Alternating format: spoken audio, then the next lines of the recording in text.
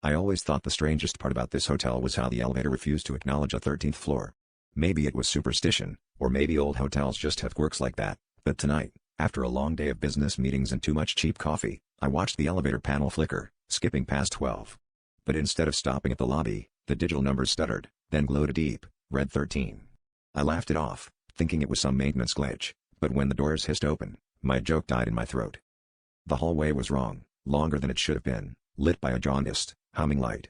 The walls were lined with dozens of framed photographs, each one crystal clear, each one of me sleeping in my hotel bed. Some were close-ups of my face, others were taken from odd angles, almost as if the photographer had been crouched in the corner of the room or hovering right above me. My skin crawled as I walked, recognizing details in the photos, the band-aid on my finger, the book I'd been reading, the shirt I wore tonight. I tried to backtrack, but the elevator doors had vanished, replaced by more photos of me, some that must have been taken just minutes before. My heartbeat hammered in my ears. I called out, desperate for someone, anyone, to answer.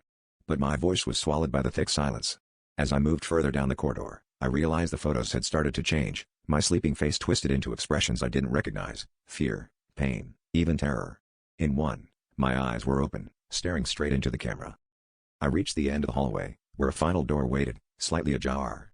Behind it, the room was pitch black except for a single flash as another photo was taken.